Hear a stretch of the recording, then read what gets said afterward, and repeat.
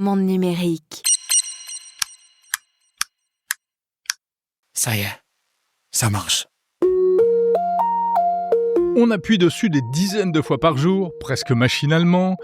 Cliquer sur un interrupteur, c'est le geste le plus banal de la vie quotidienne. Mais aujourd'hui, ce petit carré accroché au mur s'est métamorphosé. Il ne se contente plus de couper ou d'envoyer du courant, l'interrupteur est devenu connecté.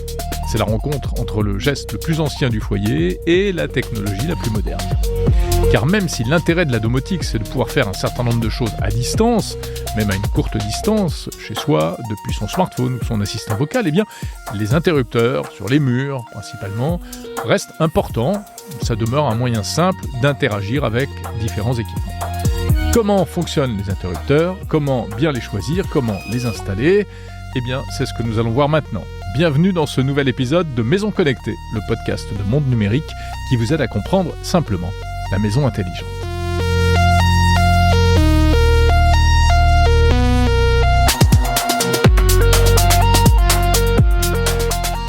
Un interrupteur classique, c'est simple. Il ouvre ou il ferme un circuit électrique. Quand on appuie dessus, le courant passe ou ne passe pas. Le geste agit directement sur le courant.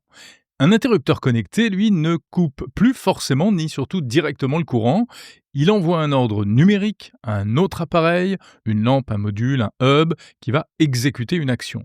Ce n'est donc plus un simple bouton mécanique, mais un véritable élément de communication qui s'insère dans le réseau domotique, car il peut recevoir, transmettre et même déclencher des actions.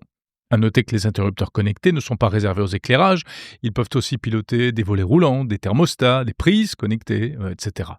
Ce n'est donc pas un simple gadget, c'est une véritable brique du réseau de la maison intelligente. Un objet connecté à part entière, au même titre qu'une ampoule ou un assistant vocal, c'est la raison pour laquelle ça nécessite un épisode à part entière.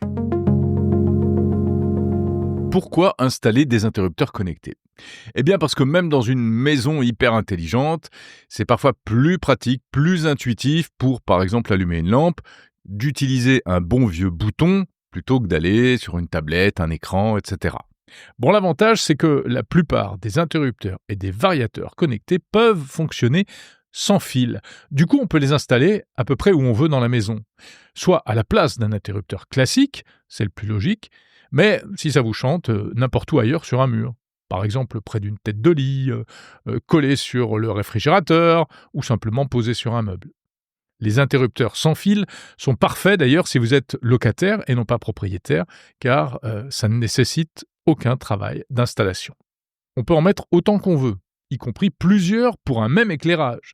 Ce qui fait que pour un va-et-vient, par exemple, de part et d'autre d'un escalier, c'est beaucoup plus simple à installer que des interrupteurs filaires.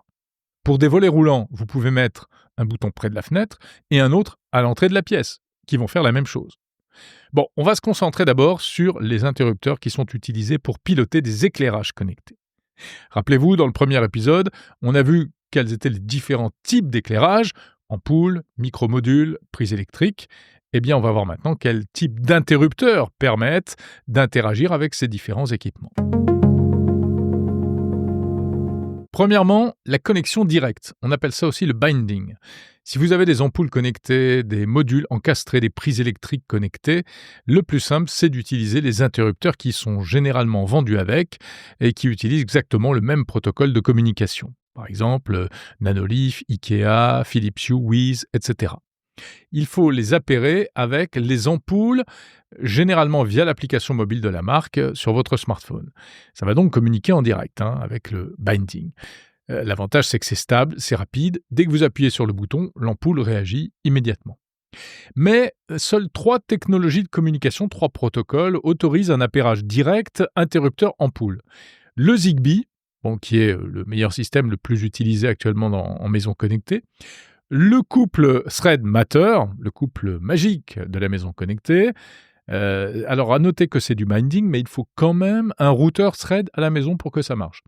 En tout cas, pour Zigbee ou Thread, l'avantage, c'est que chaque élément du réseau contribue au maillage et donc permet d'étendre au maximum le réseau. On n'est pas dépendant du Wi-Fi. Et les interrupteurs connectés jouent également ce rôle d'élément du réseau maillé. Enfin, il y a une troisième technologie qui est beaucoup moins utilisée, mais qu'on peut trouver également, c'est le Bluetooth Low Energy, BLE. On trouve ça sur des interrupteurs de marque Gove ou AWOX, etc. Certains interrupteurs Philips Hue également.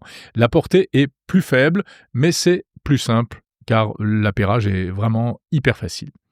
À noter aussi que certaines ampoules Wi-Fi, donc des ampoules qui ne fonctionnent pas de la même manière, qui nécessitent en général un réseau Wi-Fi, peuvent être également compatibles Bluetooth, ce qui leur permet du coup d'être pilotées sans hub pour ce qui est de l'interrupteur.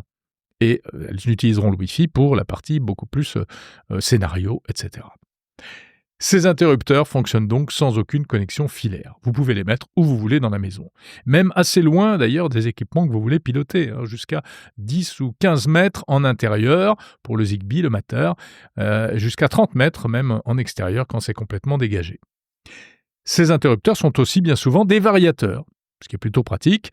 Ça vous permet de régler l'intensité de l'éclairage. Et même pour certains qui ont plusieurs fonctions, il y a des boutons, des interrupteurs avec plusieurs boutons, eh bien, ça permet aussi de programmer la couleur, les températures de lumière sur la base de scénarios prédéfinis dans l'application. Alors, point important encore, certaines ampoules d'une même marque peuvent fonctionner en binding, en connexion directe, avec des interrupteurs d'une autre marque, dès lors qu'elles utilisent la même technologie, essentiellement du Zigbee, mais ce n'est pas une généralité. Si c'est le cas, tant mieux, sinon tant pis, donc il faut vérifier au cas par cas. Deuxième mode de communication entre un interrupteur et un éclairage connecté, eh bien la connexion via une box. Car le binding n'est pas toujours la bonne option et parfois il vaut mieux passer par une passerelle, un hub domotique, et même dans certains cas par le cloud, c'est-à-dire par Internet. Dans quel cas est-ce que ça peut avoir de l'intérêt ? Eh bien, pour piloter des appareils, d'abord, qui ne sont pas compatibles binding. Par exemple, certains interrupteurs, le grand Wisnet Atmo, du Schneider Weiser, ou certains modèles d'interrupteurs Sonoff.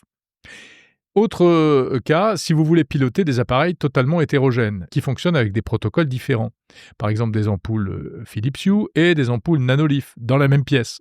Là, vous serez obligé de passer par une box qui va unifier tout ça. Troisième cas de figure, si vous voulez déclencher en un seul clic un scénario complexe, par exemple fermer les volets, baisser la lumière du salon, allumer la lumière du jardin, c'est possible de programmer toute cette séquence et de l'attribuer à un interrupteur, mais il faut que l'interrupteur envoie son ordre à la box et c'est la box qui va effectuer le travail.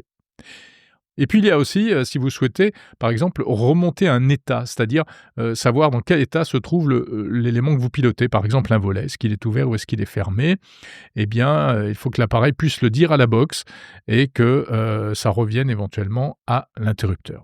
Bref, la box permet de mixer des équipements de technologies variés. Elle est donc obligatoire si on veut orchestrer plusieurs technologies de communication.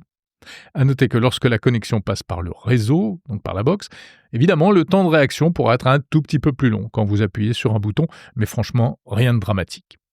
Beaucoup d'interrupteurs proposent, et il faut le savoir, les deux modes de connexion, via le réseau et via le mode direct binding. Ça, c'est l'idéal, parce que du coup, vous pouvez le configurer exactement comme vous voulez. Dans l'absolu, bien sûr, il est plus logique que l'ordre soit direct quand on appuie sur un bouton pour allumer une lampe, mais la connexion avec le réseau, on vient de le dire, autorise des fonctionnalités supplémentaires, notamment à distance. Bon, l'important, c'est que ça fonctionne.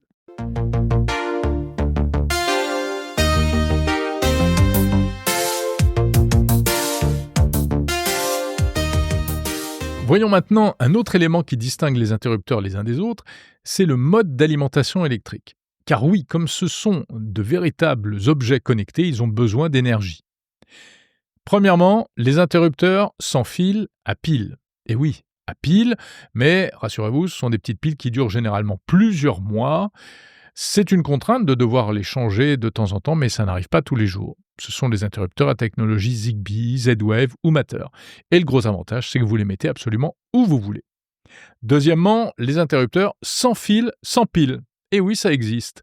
Ça fonctionne grâce à l'énergie cinétique, c'est-à-dire le mouvement. En gros, c'est votre doigt qui fournit l'énergie.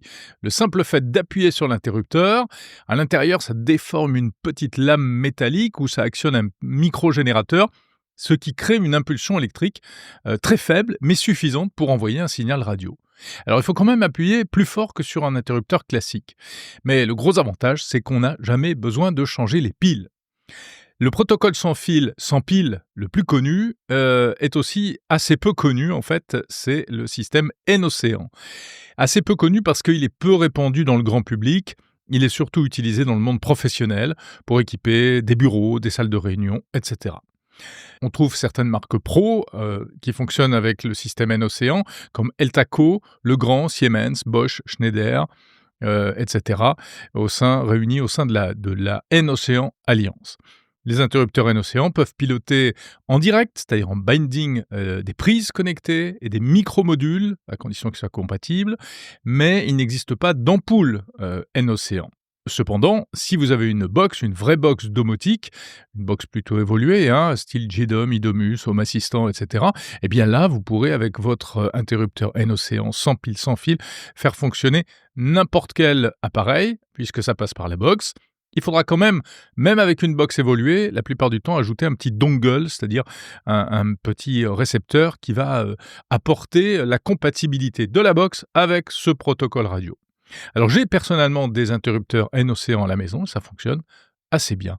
La portée est très bonne, jusqu'à 30 mètres en intérieur, ça traverse très bien les cloisons, et même jusqu'à 300 mètres en extérieur. Il existe aussi des interrupteurs sans fil sans pile qui fonctionnent avec le protocole Zigbee. Et oui, notre ami Zigbee, que désormais vous connaissez puisqu'on en parle depuis le début de cette série d'épisodes. Alors, Zigbee, oui, mais un Zigbee un peu spécial qu'on appelle le Zigbee Green Power. C'est une version ultra basse consommation du Zigbee. Le principe est le même, le bouton génère sa propre énergie, très peu d'énergie, quand on appuie dessus, et ça sert à envoyer une trame, ce qu'on appelle une trame Green Power, qui est beaucoup plus légère qu'une trame Zigbee normale. Le hub la reçoit, l'interprète et fait ce qu'il faut de l'autre côté, allume la lumière, baisse les rideaux, les volets roulants, etc. etc. Exemple de produit Zigbee Green Power, eh bien, l'interrupteur UTAP de Philips, donc on est dans l'univers Philips Hue, ou encore l'interrupteur Zigbee Green Power de la marque Nodon. Donc même principe qu'N-Océan, mais intégré à l'écosystème Zigbee. Enfin, on trouve un troisième protocole de communication également compatible avec ce système sans fil sans pile, c'est le protocole 433 MHz kinétique.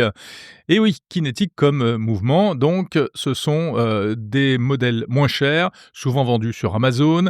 Ils émettent une simple onde radio en 433 MHz, comme leur nom l'indique, mais vers un récepteur dédié. Ce qui veut dire qu'il n'y a pas de compatibilité avec Zigbee, Matter, HomeKit, Google Home, etc. Ça marche uniquement avec des récepteurs propriétaires. C'est simple, mais la portée est à peu près correcte, mais c'est donc assez fermé. Et c'est pas vraiment une solution domotique à proprement parler. Et en plus, c'est un signal radio non chiffré, donc la sécurité est beaucoup moins forte que sur les systèmes domotiques traditionnels. Troisième type d'interrupteur, pour ce qui est de l'alimentation électrique, eh bien, ce sont les interrupteurs connectés muraux filaires. Alors rappelez-vous, dans le premier épisode, on a vu qu'il était tout à fait possible de remplacer un interrupteur mural classique par un interrupteur mural filaire connecté, pour conserver en fait tout le mode de fonctionnement traditionnel, mais en ajoutant en plus une couche de connectivité. Et l'avantage, on le voit, il n'y a pas de pile à changer, jamais, et on peut remplacer quasiment à l'existant de vieux interrupteurs. Donc c'est vraiment séduisant. L'interrupteur va jouer un double rôle. D'une part, il va communiquer en direct en filaire avec l'éclairage, donc exactement comme l'installation traditionnelle et l'installation d'origine. Et en plus, il va pouvoir communiquer avec un hub domotique. Vous pourrez donc piloter vos éclairages à distance via une application, un assistant vocal, etc. C'est l'interrupteur qui joue le rôle de passerelle entre la lumière et le réseau. Comme pour les interrupteurs sans fil, ces interrupteurs filaires peuvent fonctionner selon différentes technologies. Et alors là, c'est carrément un festival. On va passer en revue un petit peu les différents types d'interrupteurs connectés.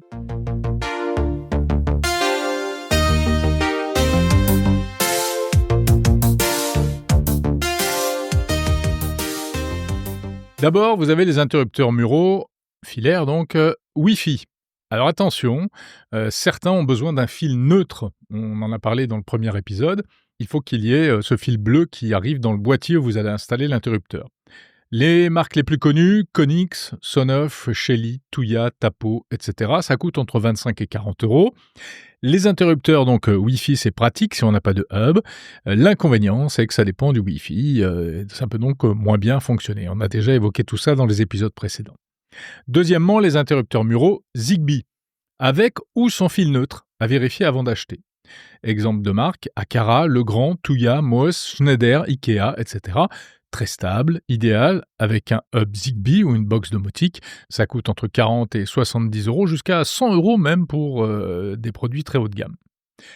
Les interrupteurs muraux Z-Wave, autre protocole de communication. On va trouver du Fibaro, du IoTech, du Cubino. C'est parfait pour des installations domotiques avancées avec des box de type JDOM, Idomus, Homey, etc. C'est pas terminé. Il y a aussi les interrupteurs, alors plus récents, qui vont fonctionner avec la technologie Matter ou Thread.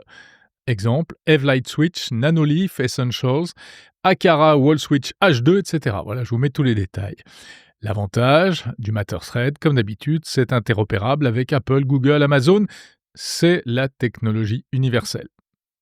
Et puis, c'est pas terminé. Il existe aussi des interrupteurs muraux filaires de technologie RFID, RF 433 MHz. Bon, on va pas s'étendre là-dessus, c'est une ancienne technologie beaucoup moins utilisée, de marques par exemple Chacon, Evology, etc.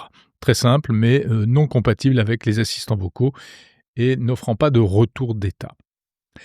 Alors, comment installer un interrupteur filaire ? Sortez vos tournevis, parce qu'on est plus là sur de l'électricité que sur de la domotique. Ça pourra faire fuir certains, mais si vous êtes un peu bricoleur, vraiment, ça ne pose pas de gros problèmes. Dans l'ordre, 1. On coupe le courant au disjoncteur général, impératif, pour des raisons de sécurité. Deuxièmement, on démonte l'interrupteur existant. Troisièmement, on identifie bien les fils, la phase, généralement rouge ou marron, le neutre, qui est bleu, si on en a besoin, et le retour vers la lampe, qui aura une autre couleur. Quatrièmement, on branche les fils sur les bornes du nouvel interrupteur, selon le schéma qui est fourni.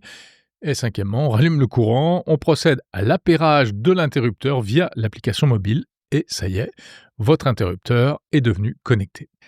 Voilà, ce n'est pas simple, ces histoires d'interrupteurs, je vous le dis. Alors, on va parler également d'un autre type d'interrupteur, ce sont les capteurs de mouvement et de présence. Et oui, car ce sont également des systèmes qui vont déclencher l'allumage d'une lumière, mais aussi d'un chauffage, par exemple, en fonction de qui est dans la pièce, ou qui rentre, ou qui sort. Alors c'est hyper pratique pour plein d'applications, par exemple dans un couloir ou sous un porche, dans une maison, vous pouvez faire allumer automatiquement une lumière, c'est classique, basique, mais là, ce seront en plus des lumières connectées qui peuvent s'inscrire par ailleurs dans des scénarios domotiques. Il faut distinguer les détecteurs de mouvement qui se déclenchent lorsque quelqu'un entre ou bouge dans le champ du capteur et les détecteurs de présence qui sont plus évolués puisque eux, ils sont capables de savoir s'il y a des gens ou des animaux dans la pièce même si ceux-ci ne bougent pas. Parlons d'abord des détecteurs de mouvement. Les plus courants sont des détecteurs à infrarouge, ce qu'on appelle les PIR, Passive Infrared, infrarouge passif. Ils détectent la chaleur corporelle en mouvement. Ce sont les moins chers, à peine 10 à 50 € environ. Il y a aussi des capteurs combinés, pire, luminosité. Ils allument la lumière uniquement si le niveau de luminosité est bas, par exemple en fin de journée. C'est pratique également. Et puis autre type de détecteur d'un nouveau genre, les détecteurs de mouvement par ondes radio. Ça, c'est assez élaboré, c'est assez récent. C'est ce que propose par exemple le nouveau pont Bridge Pro de Philips Hue, qui transforme les ampoules Philips Hue en capteurs. Il faut en avoir au moins 3 dans la pièce. Elles vont mesurer les perturbations dans le signal radio, puisqu'il y a en permanence des communications Zigbee. Et donc, cela permettra au capteur de savoir s'il y a quelqu'un ou pas dans la pièce. Une solution pour l'allumage automatique des lumières ou pour l'envoi d'alerte lorsqu'un mouvement est détecté. Ça fonctionne donc comme un capteur de mouvement traditionnel, mais pas besoin d'ajouter un matériel supplémentaire. C'est donc avec le Bridge Pro de Philips Hue. À noter qu'avec un simple détecteur de mouvement, même si des gens sont dans une pièce mais qu'ils ne se déplacent pas pendant un certain temps, eh bien la lumière peut s'éteindre. Oui, alors, je peux vous en parler, c'est du vécu, j'ai ça dans ma salle à manger, c'est très amusant, souvent quand la lumière s'éteint au bout d'une demi-heure parce que personne ne s'est levé de sa chaise, c'est toujours l'occasion d'entamer des discussions interminables sur les bienfaits de la domotique. Autre type de capteurs, ce sont les capteurs de présence qui, eux, vont être véritablement capables de savoir s'il y a quelqu'un dans la pièce ou pas, même si cette personne ne bouge pas. Ça marche aussi pour les animaux. Comment ça fonctionne ? En fait, ça détecte quand même des mouvements, mais des micro-mouvements. Donc, 2 types de capteurs de présence. Les capteurs à ultrasons, qui émettent des ondes sonores très légères et qui repèrent les changements de réflexion de ces ondes. C'est ce qu'il y a de plus précis, mais aussi de plus coûteux. Ça détecte vraiment les micro-variations dans l'air. Alors c'est plutôt pour des alarmes, plus que pour des éclairages. Et ce qui est bien aussi, c'est que ça fonctionne même derrière des obstacles. C'est donc meilleur que les pires, mais c'est moins précis que d'autres systèmes, et notamment que le top du top, le radar MM-Wave. Système de nouvelle génération capable de détecter la présence de personnes dans une pièce, même sans aucun mouvement visible. Par exemple, si quelqu'un reste assis sans bouger à un bureau, ça coûte plus cher, 25 à 100 € pour les modèles les plus évolués. Alors, comment fonctionnent ces capteurs de mouvement et de présence ? Eh bien, c'est un peu sur le même principe que les interrupteurs. Vous avez d'abord le système en binding, c'est-à-dire en connexion directe avec un éclairage, ou bien les systèmes qui nécessitent une box pour faire la liaison avec le réseau, ce qui leur permet en général d'être plus intelligents et de s'inscrire dans des scénarios plus complexes. Le capteur envoie un signal au système domotique dès qu'il perçoit un mouvement ou une présence, et ce signal peut alors déclencher l'allumage d'une lampe, la mise en route d'un chauffage, une alerte de sécurité, etc., y compris puisque ça passe par une box en tenant compte d'autres paramètres comme par exemple l'heure de la journée, le jour de la semaine ou le niveau de luminosité dans la pièce. Cas de figure, si quelqu'un rentre dans le couloir après 20h, le détecteur allume la lumière pendant 2 minutes, puis l'éteint automatiquement, mais ça ne fonctionnera que le soir et pas en pleine journée quand il y a du soleil par exemple. Comment installer des capteurs de présence ? C'est plutôt facile parce que les modèles sans fil se fixent tout simplement où vous voulez avec un adhésif double face ou éventuellement avec une vis, et ensuite ils se connectent en Wi-Fi ou en Zigbee. Ça fonctionne avec une pile qui dure plusieurs années, évidemment ça consomme très très peu. Et puis sinon, il y a les modèles encastrés ou alimentés qui eux, ont besoin d'être branchés sur le secteur. On met ça souvent dans un faux plafond ou sur un mur, etc. Alors il faut placer des capteurs plutôt en hauteur, face à la zone de passage, en évitant les sources de chaleur directes comme les radiateurs, les fenêtres ensoleillées, etc., etc. En résumé, j'espère que tout cela vous a donné envie de passer aux interrupteurs connectés. Alors, on récapitule rapidement. Donc, les interrupteurs, ils se distinguent d'une part par leur mode de communication, soit en direct, soit via un hub, soit encore relié en filaire. C'est un mode de fonctionnement classique. Et ils se distinguent aussi par leur type d'alimentation, soit sur pile, on peut les mettre où on veut, soit sur secteur, et là vous devez les brancher à la place d'un ancien interrupteur traditionnel. Comme d'habitude, comment faire son choix ? En fonction de vos besoins. Si par exemple, vous n'avez aucun système domotique à la maison, vous allez commencer par acheter quelques ampoules connectées, Wi-Fi ou Zigbee, avec un hub qui va avec. Choisissez tout simplement les interrupteurs qui sont conçus pour fonctionner avec ces éclairages, souvent de la même marque. C'est parfait pour automatiser 1 ou 2 pièces, pour tester la domotique, sans vous lancer dans une usine à gaz. Seul point faible, attention, si vous prenez des équipements Wi-Fi, on le rappelle, une fois de plus, le Wi-Fi a des avantages, c'est plus plug and play, mais si ça tombe en rade, vos lumières ne fonctionneront plus. Cela dit, une panne de Wi-Fi, ça dure jamais très longtemps à la maison. Si vous installez des ampoules Wi-Fi pour commencer, puis que vous voulez évoluer vers un système plus complet avec une box domotique, notez que vous pourrez toujours intégrer vos ampoules dans le réseau, à condition que la box le permette. Ce sera donc un élément à vérifier.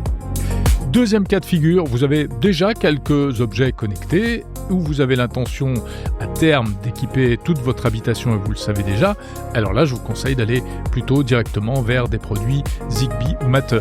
Ce sont vraiment les protocoles qui sont pensés pour la domotique. C'est mieux si vous comptez en mettre beaucoup à la maison, les intégrer dans des routines via une box domotique, etc. Il vous faudra donc un hub de base ou bien une box domotique type JDOM, Homey, Inomus, etc. C'est rapide, local, sécurisé, le Zigbee ou le Matter, c'est stable, la couverture est maximale grâce au système de réseau maillé.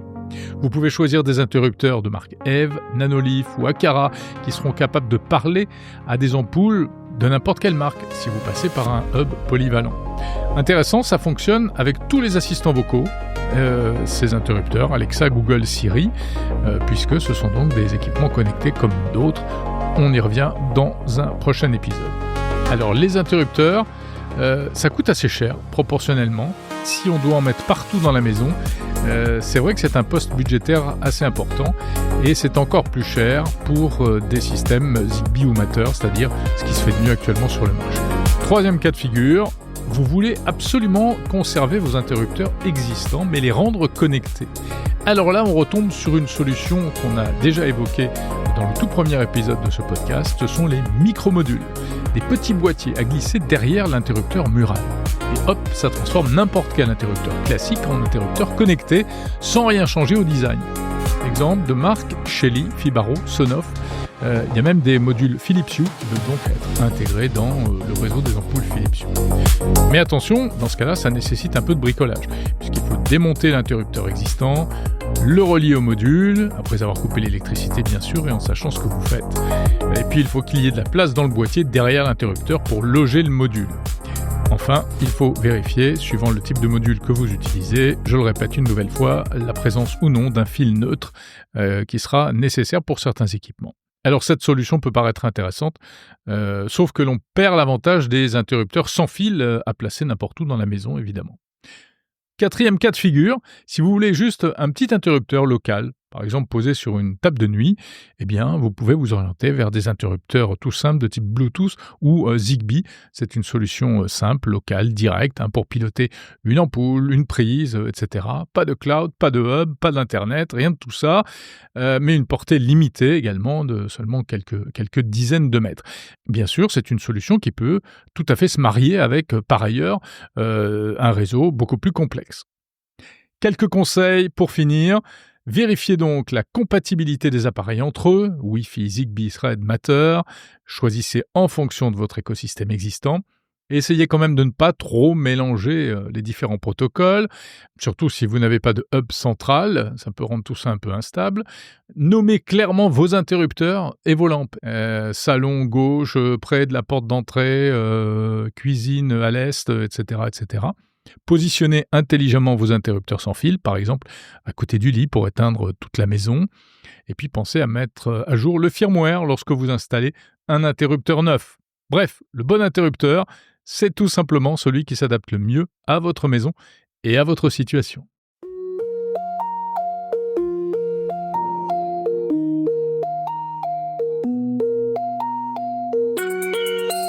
Merci d'avoir écouté cet épisode du podcast Maison Connectée de Monde Numérique et rendez-vous dans un prochain épisode.